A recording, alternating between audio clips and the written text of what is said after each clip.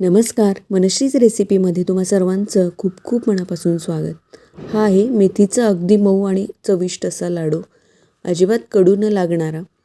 तर हा मेथीचा लाडू आणि आपलं कडूपणाचं नातं अगदी लहानपणापासूनचं. कारण आई हातात हा लाडू द्यायची आणि म्हणायची की हा लाडू खा, म्हणजे हा शरीरातील सगळी हाडं अगदी मजबूत राहतील. तर हे मेथीचे लाडू, यात घातलेल्या मेथीमुळे कडू वाटणारच. मेथी म्हटलं की कडूपणा हा येतोच, पण हा कडूपणा आपल्याला चविष्ट कसा करायचा तेही आजी आणि आईच्या पारंपरिक पद्धतीने ते आज पाहणार आहोत. चला सुरुवात करूयात आजच्या मेथीच्या लाडूच्या रेसिपीला. यासाठी मी मिक्सरच्या भांड्यामध्ये अर्धा कप भाजून घेतलेली मेथी घेतलेली आहे. याची छान अशी बारीक पावडर मिक्सरला फिरून तयार करून घेतली आणि तुम्ही पाहू शकता अगदी बारीक अशी पावडर आपण या ठिकाणी एका बाउलमध्ये काढून घेतलेली आहे. आता यामध्ये ज्या कपने आपण मेथी मोजून घेतली होती त्याच कपचं वापर करून तूप घेतलेलं आहे अर्धा कप, आणि तूप आणि मेथी छान मिक्स करून घेतलं. आता हे तूप आणि मेथीचं मिश्रण रात्रभरासाठी आपण असंच भिजत ठेवणार आहोत. तर दुसऱ्या दिवशी सकाळी मेथी पावडर छान भिजले. आता लाडूचं साहित्य पाहूयात. यासाठी मी खारीक पावडर 500 ग्राम घेतलेली आहे. नंतर किसलेलं खोबरं 500 ग्राम, गूळ 500 ग्राम, काजू आपण या ठिकाणी 100 ग्राम, बदाम 100 ग्राम, डिंक 50 ग्राम घेतला आहे आणि पंपकिन सीड आपण 20 ग्राम घेतलेले आहेत. सोबतच साध्या मनुका 50 ग्राम आणि काळा मनुका 100 ग्राम घेतले आहेत. नंतर सूर्यफूल बिया 20 ते 40 ग्राम घेतलेले आहेत आणि तीळ आपण या ठिकाणी 50 ग्राम घेतले आहेत. आणि जो डिंक दाखवला होता तो मी अशा पद्धतीने अगदी बारीक करून घेतलेला आहे. तुम्हालाही असाच तो डिंक बारीक करून घ्यायचा आहे. तर हे संपूर्ण साहित्य पाहिलं. सोबतच आपण 2 कप तूप घेणार आहोत आणि आता आपण हे लाडू तयार करण्यासाठी सुरुवात करूया. यासाठी मी गॅस सुरू केला आणि मग यावरती कढई ठेवली. कढई छान तापली. मग यामध्ये तूप घेतलं होतं. अर्धा कप तुपापैकी मी पाव कप तूप यात घातलं. तूप छान वितळलं आणि मग यामध्ये घातलेले आहेत बदाम. तर बदाम आपल्याला भाजताना अगदी मंद आचेवरती खरपूस असे भाजून घ्यायचे. ते तडतड असा आवाज यायला लागला की समजायचं बदाम भाजले गेलेत आणि ते तुपातनं काढून घ्यायचे. तर इथे संपूर्ण बदाम मी एका प्लेटमध्ये काढून घेते. तर बदामामध्ये भरपूर असं व्हिटॅमिन ई, मॅग्नेशियम असतं आणि आपल्या शरीरासाठी अतिशय उपयुक्त असे हे आहेत. आणि यानंतर आपण भाजतोय काजू. तर काजू देखील आपल्याला छान असे भाजून घ्यायच्यात. थोडासा रंग बदलेपर्यंत हे काजू भाजून घ्यायच्यात आणि काजू भाजून घेतल्यामुळे यातील मॉइश्चर निघून जातं आणि या संपूर्ण ड्रायफ्रूट्सचं जे शेल्फ लाईफ आहे ते वाढतं आणि मग लाडू देखील आपले भरपूर काळासाठी टिकतात. तर काजू भाजून झालेत. अगदी 4-5 मिनटात हे भाजलेत. यानंतर आपण कढईतील तुपामध्ये काळ्या मनुका आणि बेदाणे घातले आहेत. दोन्हीही आपण छान असे परतवून घेऊयात. यामध्ये अगदी दाणे टपोरे होईपर्यंत हे परतवून घ्यायचे आहेत आणि तुम्ही पाहू शकता काळे मनुके आणि बेदाणे छान असे फुललेले आहेत. आता ते मी तुपामधून काढून एका वेगळ्या प्लेटमध्ये घेतलेत. तर संपूर्ण मनुका काढून घेतलेत. आता याच कढईमध्ये आपण राहिलेल्या तुपामध्ये डिंक पावडर घातलेली आहे. तर सुरुवातीला मी अर्धीच डिंक पावडर यात घातली आणि ती छान अशी या तुपामध्ये परतवून घेते आहे. ती छान फुलती आहे आणि तुम्ही पाहू शकता संपूर्ण डिंक पावडर आता छान परतली गेली. आता राहिलेली जी डिंक पावडर आहे ती मी दुसऱ्यांदा घातली, कारण सुरुवातीचं जे आपलं तूप होतं ते मला कमी वाटलं म्हणून मी अर्धीच पावडर त्यात घातली आणि ती छान परतून घेतली. मग राहिलेली पावडर घालून आणखी आपण हा डिंक परत फुलवून घेतलेला आहे. पण आपल्याला यामध्ये आणखी 2 चमचे तूप तरी घालावं लागेल, म्हणजे संपूर्ण डिंक अगदी छान फुलेल. तर इथे तुम्ही पाहू शकता आम्ही 2 चमचे तूप यात घातलं आणि हा डिंक छान असा परतून घेतला आणि तो खूप छान फुलला आहे. यामध्ये कुठेही डिंकाचा खडा शिल्लक राहिलेला नाही, कारण आपण पावडर अशी करून घेतली की त्यामुळे डिंक अगदी पटकन तुपामध्ये परतला जातो आणि तो फुलतो. तो डिंक देखील काढून घेतला. आता याच कढईमध्ये आपण घेतलेली आहे खारीक पूड. खारीक पूड आपण या ठिकाणी 500 ग्राम घेतली आहे. खारीक पूड भाजताना कुठेही गॅस मोठा न करता मंद आचेवरतीच आपल्याला ही खारीक पूड भाजून घ्यायची आहे. म्हणजे यातील संपूर्ण मॉइश्चर निघून गेलं की मग आपल्याला ती अगदी छान अशी खरपूस जाणवते आणि मोकळी देखील होते. अशा पद्धतीने आपण खारीक पूड एक 6 ते 7 मिनटं कढईमध्ये छान परतून घेतली आणि तुम्ही ते पाहू शकता रंग अजिबात बदललेला नाही, छान भाजली गेली आहे. ती एका मोठ्या परातीत काढून घेतली. आता याच कढईमध्ये आपण सनफ्लॉवर सीड आणि पंपकिन सीड घातलेले आहेत. तर ह्या दोन्हीही सीड्स आपल्याला छान तडतड उडेपर्यंत भाजून घ्यायच्यात. गॅसची फ्लेम मोठी न करता अशा मंद आचेवरतीच भाजून घ्यायच्यात. दोन्हीही सीड्स आपण भाजून घेतल्या आणि काढून घेतल्यात. आता याच कढईमध्ये आपण 500 ग्राम खोबरं घेतलं. ते देखील अगदी मंद आचेवरतीच भाजायचे. खालून वरपर्यंत संपूर्ण खोबरं सतत हलवायचे, म्हणजे ते करपणार नाही किंवा अजिबात खाली लागणार नाही.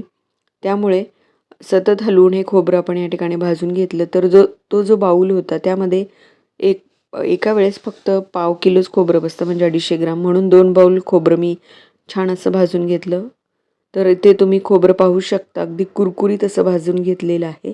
यातील संपूर्ण मॉइश्चर निघून गेलं आणि खोबरं हाताला अगदी कुरकुरीत जाणवतं. ते आता प्लेटमध्ये काढून घेतलं. आता आपण भिजत ठेवलेली जी मेथी पावडर होती ती कढईमध्ये घेतली आणि ती आता या कढईमध्ये आपण छान परतवून घेणार आहोत. जशी जशी याची उष्णता तुपाला मिळते तसं तसं ते वितळतं आणि ही जी पावडरचे जे मिश्रण आहे ते देखील पातळ व्हायला सुरुवात होते आणि संपूर्ण मेथी पावडर आपल्याला या तुपामध्ये अगदी मंद आचेवरतीच छान भाजून घ्यायची आहे. आणि तुपामध्ये भिजवल्यामुळे मेथी पावडरचा कडवटपणा बऱ्यापैकी कमी होतो. त्यामुळे हे मेथीचे लाडू अजिबात कडू होत नाहीत. तर आता मेथी पावडर छान भाजून घेतली. ती थंड होते तोपर्यंत आपण ड्रायफ्रूट्स मिक्सरला फिरवून घेणार आहोत. सुरुवातीला मी काजू मिक्सरच्या भांड्यात घेतले आणि पल्स मोडवरती फिरवून त्याची अशी छान भरड स्वरूपात पावडर तयार करून घेतली. आता ही पावडर आपण खारीक पूडवरती घातलेली आहे. त्यानंतर आपण बदाम याच मिक्सरच्या भांड्यात घेतले. तर हे संपूर्ण ड्रायफ्रूट्स वाटताना आपल्याला शक्यतो मिक्सरच्या भांड्यामध्ये घातल्यानंतर ते पल्स मोडवरतीच फिरवून भरड अशा स्वरूपात वाटून घ्यायचे आहेत. तर इथे बदाम देखील आपले अगदी काही मिनटात बारीक झालेले आहेत. भरड अशा स्वरूपात ते जाडसर असे वाटून घेतलेत. तर यानंतर आपण ज्या सूर्यफुलाच्या बिया आणि पंपकिन सीड्स होत्या त्या घातल्या आणि या देखील आपण जाडसर अशाच वाटून घेतलेल्या आहेत. तर या बिया मी तुम्हाला अगदी जवळून दाखवते. छान अशा भरड अशा स्वरूपात आपण वाटून घेतल्यात. तर ह्या देखील आपण खारकेच्या पूडवरती घातल्यात. आता आपण तीळ भाजून घेणार आहोत. तर तीळ भाजताना ते अगदी मंद आचेवरती भाजायचेत. सुरुवातीला पॅन थोडासा तापवून घ्यायचा, मग त्यामध्ये तीळ घालायचे आणि यातील संपूर्ण मॉइश्चर निघून जाईपर्यंतच तीळ आपल्याला भाजून घ्यायचे आहेत. कुठेही तिळाचा रंग बदलू द्यायचा नाही आहे, कारण यातील जे तेल आहे ते सहज वाफेच्या स्वरूपात निघून जाऊ शकतं. म्हणून हलकेसे भाजून घ्यायच्यात, म्हणजे ते आपल्याला मिक्सरच्या भांड्यात घातल्यानंतर अगदी पटकन असे फिरवून घेतले की लगेच बारीक होतील. तर इथे तीळ देखील आपण छान असे भरड अशा स्वरूपात काढून घेतलेत मिक्सरला फिरून. यानंतर आपण तळून घेतलेला डिंक या खारकेच्या पूडमध्ये घातला आणि जे कुरकुरीत असं भाजून घेतलेलं खोबरं होतं 500 ग्राम ते देखील यामध्ये घातलेलं आहे. तर हाताने संपूर्ण साहित्य छान असं मिक्स करून घेतलं. आता हे संपूर्ण साहित्य एकजीव होण्यासाठी मी ते माझ्याकडील फूड प्रोसेसरच्या या भांड्यात घालते. तुमच्याकडे जर असं भांडं नसेल तर तुम्ही मिक्सरचं मोठं भांडं घ्या आणि त्यामध्ये संपूर्ण साहित्य घालून पल्स मोडवरती फिरून छान मिक्स करून घ्या. तर मनुका घातल्या आणि सोबतच मेथी पावडर जी आहे ती देखील घातलेली आहे. आता आपण हे छान पल्स मोडवरती फिरून एकजीव करून घेऊयात. तर तुम्ही पाहू शकता मिक्सर अगदी काही सेकंदासाठी मी चालवला आणि तुम्ही पाहू शकता आपली पहिली बॅच या ठिकाणी छान एकजीव झाली आहे. मी ती एका प्लेटमध्ये काढून घेतली आहे. दुसरी बॅच देखील अशी मिक्सरला फिरवून घेऊया. आता मी कढईमध्ये 500 ग्राम गूळ घेतला आणि 1 कप तूप घातलं आणि हा जो गूळ आहे तो सुरीने कापल्यामुळे या गुळाचे खडे जे आहेत ते तुपामध्ये वितळवून घेतले आणि तुम्ही पाहू शकता गॅसची फ्लेम अगदी कमी आहे आणि कुठेही या तुपाला आपल्याला उकळी काढायची नाही आहे किंवा पाक करायचा नाही आहे. तर फक्त हा गूळ एक जीव असा व्हायला पाहिजे तुपासोबत आणि यातील जे संपूर्ण खडे आहेत ते अगदी वितळून एक जीव असा गूळ व्हायला पाहिजे. तर मी या ठिकाणी गॅस बंद केला आणि यामध्ये आपण आता वेलची पूड 1 चमचा घातली. यामुळे छान स्वाद येतो या संपूर्ण लाडूला. तर ती देखील छान मिक्स करून घेतली आणि आता हे गरम असं हे मिश्रण आपल्याला लाडूच्या मिश्रणावरती घालायचं आहे. तर इथे संपूर्ण मिश्रण जे आहे ते छान असं एकजीव झालं आणि हे मिश्रण मी आपण तयार करून घेतलेल्या लाडूच्या मिश्रणावर घातलं. आता आपण हे छान मिक्स करून घेऊया. हे अतिशय गरम आहे, त्यामुळे सुरुवातीला अशा पद्धतीने चमच्याच्या साहाय्याने अगदी काळजीपूर्वक मिक्स करून घ्या आणि त्यानंतर जसं जसं हे हाताला सोसवेल असं होईल तेव्हा मग हाताने तुम्ही मिक्स करू शकता. तर सुरुवातीला आपल्याला हे छान मिक्स करून घ्यायचं, कुठेही गूळ वेगळा राहता कामा नये. त्यामुळे संपूर्ण मिश्रण आपण पटापट अगदी फिरून घ्यायचं आणि एकजीव करून घ्यायचं. म्हणजे जे मिश्रण आहे ते एकजीव झालं की आपल्याला लाडू बांधायला लगेचच सुरुवात करता येईल. कारण जसं जसं हे लाडूचं संपूर्ण मिश्रण थंड होतं, शेवटी लाडू बांधायला थोडेसे अवघड जातात. त्यामुळे हलकंसं कोमट झालं की लगेचच आपण हाताने हे मिश्रण मिक्स करून घेऊया आणि याचे लाडू बांधण्यासाठी सुरुवात करूयात. तर यामध्ये घातलेले जे संपूर्ण ड्रायफ्रूट्स आहेत, तर हे ड्रायफ्रूट्स आपल्याला आपल्या शरीरातील आवश्यक असलेली विटॅमिन्सची आणि मिनरल्सची पूर्तता करतात. त्यामुळे हिवाळ्यामध्ये आवर्जून असे मेथी व ड्रायफ्रूट्सचे लाडू खायला हवेत. कारण यामध्ये वापरलेले जे काजू बदाम आहेत, हा उत्तम असा मॅग्नेशियमचा सोर्स आहे. तो स्नायूंच्या कार्यासाठी व तणाव कमी करण्यासाठी उपयुक्त ठरतो. सोबतच काजूमध्ये झिंक असते, ज्यामुळे शरीराची रोगप्रतिकारक शक्ती देखील वाढते व बदाममधील व्हिटॅमिन ए आणि ई केसांच्या आरोग्यासाठी अतिशय उपयुक्त ठरते. सोबतच काजू व मेथीमध्ये व्हिटॅमिन B6 आणि फोलेट असतं, त्यामुळे ते मेंदूच्या कार्यासाठी व शरीरातील ऊर्जा उत्तम टिकून ठेवण्यासाठी मदत करते.